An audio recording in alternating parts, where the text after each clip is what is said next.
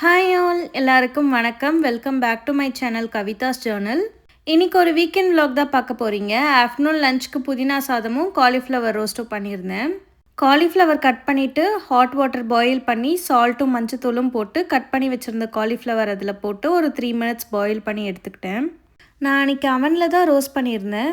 ஒரு ட்ரேயில் cauliflower spread பண்ணிவிட்டு salt, chilli powder, turmeric powder, garam masala, சீரகத்தூள், பெப்பர் ஆட் பண்ணிவிட்டு ஆலிவ் ஆயில் போட்டு நல்லா மிக்ஸ் பண்ணிட்டேன். அவன் 280 டிகிரி செல்சியஸ்க்கு ப்ரீ ஹீட் பண்ணிவிட்டு மிக்ஸ் பண்ணியிருக்க காலிஃப்ளவர் உள்ளே வச்சுட்டேன். 1/2 hour ரோஸ்ட் பண்ணியிருந்தேன்.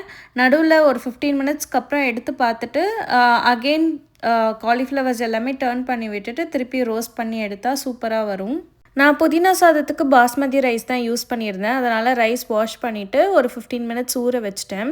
ஒரு ஜாரில் புதினா ஆட் பண்ணிவிட்டு இஞ்சி, பூண்டு, பச்சை மிளகா, அப்புறம் கொஞ்சோண்டு தேங்காய் ஆட் பண்ணிவிட்டு கொஞ்சம் தண்ணி ஊற்றி நல்லா அரைச்சி பேஸ்ட்டாக எடுத்து வச்சுக்கணும்.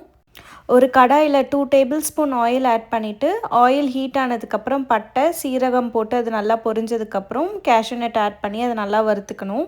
ஸ்லைஸ் பண்ண ஒரு ஆனியன் போட்டு அது நல்லா கோல்டன் ப்ரௌன் வர வரைக்கும் நல்லா வதக்கிட்டு அதில் அரைச்சி வச்சுருக்க புதினா பேஸ்ட் போட்டுட்டு அதில் சால்ட் ஆட் பண்ணிக்கணும். நல்லா மிக்ஸ் பண்ணதுக்கப்புறம் லிட் போட்டு க்ளோஸ் பண்ணி வச்சிடலாம். நடுவில் எடுத்து மிக்ஸ் பண்ணி விட்டுக்கணும், இல்லைனா அடி பிடிச்சிரும்.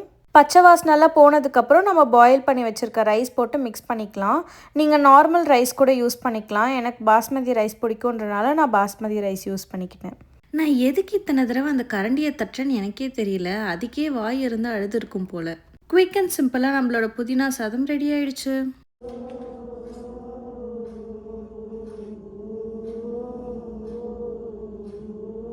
அன்றைக்கி விண்ட் வார்னிங் கொடுத்துருந்தாங்க. வீட்டுக்குள்ளே வரைக்கும் விண்டு சவுண்டு கேட்டுச்சு. அவ்வளோ காற்றடிச்சது. லன்ச் முடிச்சுட்டு கொஞ்ச நேரம் வீடியோ எடிட் பண்ணிகிட்டு இருந்தேன். என்னோடய ஜாப் ஸ்டோரியோட பார்ட் 2 வீடியோ எப்போ வரும்னு எல்லோரும் கேட்டுட்டு இருந்தாங்கன்னு சொல்லணும்னு ஆசையாக இருக்குது. ஆனால் அப்படி யாரும் கேட்கல, எங்கள் அம்மாவை தவிர. இருந்தாலும் போடணும்ல, அதனால் வீடியோ எடிட் பண்ணிகிட்டு இருந்தேன். ஈவினிங் மாவு அரைக்கிறதுக்காக ஊற வச்சுருந்தேன். நாங்கள் முன்னாடியெல்லாம் மிக்ஸி தான் யூஸ் பண்ணி அரைப்போம். அதுவே ரொம்ப கம்ஃபர்டபுளாக இருந்துச்சு. பட் அது ரொம்ப நாய்ஸாக இருக்குது அப்படின்றதுக்காக தான் கிரைண்டருக்கு ஸ்விட்ச் ஆனோம். ஆனால் கிரைண்டரில் அரைச்சா அந்த இடமே ஃபுல்லாக மெஸ்ஸி ஆகிடுது. எனக்கு அந்த கல் எடுத்து எங்கே வைக்கிறது, எப்படி அதை க்ளீன் பண்ணுறது, எனக்கு ஒன்றுமே தெரியல. இதில் வேற அது பாதி போட்டால் அதுக்கப்புறம் நடுவில் வேற நின்றுது. நான் அதிகமாக போடுறேனா இல்லை தண்ணி கம்மியாக ஊற்றுறேனா, எனக்கு ஒன்றுமே புரியல. உங்களுக்கும் இப்படி தான் மெஸ்ஸி ஆகுதா, இல்லை எனக்கு தான் அரைக்க தெரியலையா அப்படிங்கிறத கமெண்ட் செக்ஷனில் சொல்லுங்கள். சண்டேக்கு குக் பண்ணுறதுக்கு ப்ரான்லாம் க்ளீன் பண்ணி பாக்ஸில் போட்டு ஃப்ரிட்ஜில் வச்சுட்டேன். நைட் டின்னருக்கு செரி டொமேட்டோ சூப்பும் கார்லிக் பிரெட் டோஸ்ட்டும் தான் பண்ணியிருந்தேன். இது ரொம்ப ஈஸியான ரெசிபி. ஜஸ்ட் எல்லாமே அவனில் வச்சுட்டு நம்ம மிக்சியில் அரைச்சாலே சூப் ரெடி ஆகிடும். அண்ட் கார்லிக் பிரெட்டும் ரொம்ப ஈஸி. அதுக்கப்புறம் சைடில் ஸ்வீட் கார்னும் பண்ணியிருந்தேன். இதோட ரெசிபி வேணும்னா சொல்லுங்கள், நான் இன்னொரு வீடியோவில் ஷேர் பண்ணுறேன்.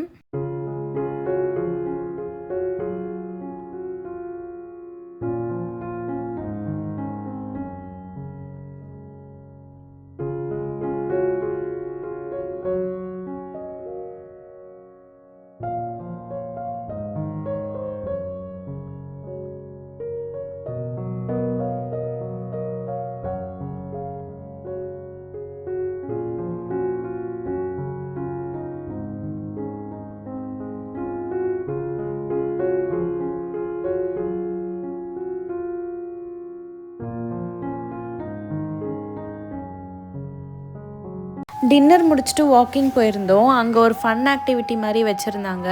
நம்ம கற்றுனோன்னா நம்மளோட சவுண்டுக்கு ஏற்ற மாதிரி உள்ளே இருக்க பொம்மை வெளியே வந்து டான்ஸ் ஆடும். நல்லா ஜாலியாக இருந்துச்சு, ஃபன்னாக இருந்தது.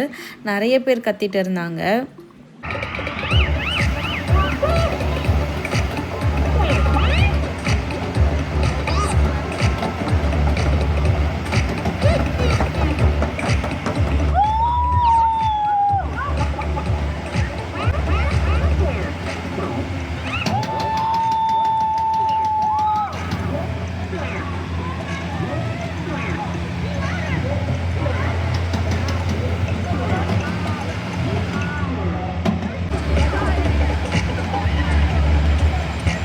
அது கிட்ட போறியா?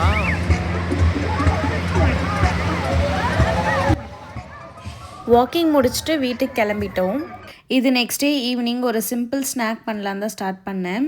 நேச்சோஸ் தான் பண்ண போகிறேன். ஆஃப்டர்நூனே ப்ரான் மேரினேட் பண்ணி வச்சுருந்தேன். அது தவா ஃப்ரை மாதிரி பண்ணிவிட்டு நேச்சோஸ் வந்து ஏர் ஃப்ரையரில் வச்சுட்டு அதுக்கு மேலே ஆனியன், டொமேட்டோ, ப்ரான், அப்புறம் சீஸ், தென் ஸ்வீட் கார்ன், கொஞ்சமாக salt and chilli flakes add பண்ணிக்கலாம். ஒரு 5 மினிட்ஸ் கிட்ட ஏர் ஃப்ரையரில் வச்சு எடுத்துட்டோன்னா சூப்பரான ஸ்நாக் ரெடி ஆகிடும். சைட்க்கு வந்து குவாக்கமோல் தான் பண்ணியிருந்தேன். அவகேடோ நல்லா ஸ்மாஷ் பண்ணிவிட்டு அதில் lemon juice, salt, chilli flakes add பண்ணி மிக்ஸ் பண்ணிட்டோன்னா குவாக்கமோல் ரெடி ஆகிடும். இது நேச்சோஸ்க்கு பெஸ்ட்டு காம்பினேஷன். ட்ரை பண்ணி பார்த்துட்டு எப்படி இருக்குன்னு சொல்லுங்கள். இது மெக்சிகோவில் ரொம்ப ஃபேமஸான ஸ்நாக். அவங்க நேச்சோஸ், குவாக்கமோல், அதுக்கப்புறம் டேக்கோஸ்க்கு குவாக்கமோல் யூஸ் பண்ணுவாங்க. அங்கே ரொம்ப நல்லாவும் இருந்தது. டேக்கோஸும் ரொம்ப ஈஸியான ரெசிபி தான். நான் ஒரு நாள் ஷார்ட்ஸில் அப்லோட் பண்ணுறேன். எப்போவும் ஒரே மாதிரி டிஷ்ஷஸ் பண்ணி சாப்பிட்டுட்டு இருந்தால் போர் அடிக்குது. அதுக்கப்புறம் வெளியே சாப்பிட்ணுன்னு தோணுது. அதனால் வீக்லி ஒன்ஸ் இந்த மாதிரி ரெசிபிஸ் ஏதாவது கவர் பண்ணும் போதும் போர் அடிக்காமல் நம்மளோட கிரேவிங்ஸும் கண்ட்ரோல் ஆகுது. அதுக்காக நாங்கள் அடிக்கடி இந்த மாதிரி ஏதாச்சும் பண்ணுவோம். நீங்களும் ட்ரை பண்ணி பார்த்துட்டு பிடிச்சிருக்கா இல்லையான்றதை கமெண்ட் செக்ஷனில் சொல்லுங்கள். இந்த லாங் வீடியோவில் ஃபுல்லாக ரெசிபீஸாக இருக்குது. நெக்ஸ்ட் லாங் வீடியோவில் கலர்ஃபுல்லாக சூப்பராக இருக்கும். நாங்கள் ஃபால் கலர் பார்க்க போகலான்னு இருக்கோம். ஸோ அதோட வீடியோ கவர் பண்ணுறேன். இந்த வீடியோவை ஃபுல்லாக பார்த்ததுக்கு ரொம்ப தேங்க்ஸ். உங்களுக்கு என்னோடய வீடியோஸ் பிடிச்சிருந்ததுன்னா லைக் பண்ணுங்கள், ஷேர் பண்ணுங்கள், கமெண்ட் பண்ணுங்கள். என் சேனலை சப்ஸ்கிரைப் பண்ணிக்கோங்க. இன்னொரு பியூட்டிஃபுல்லான வீடியோவில் உங்கள் எல்லோரையும் பார்க்குறேன். அது வரைக்கும் பாய்.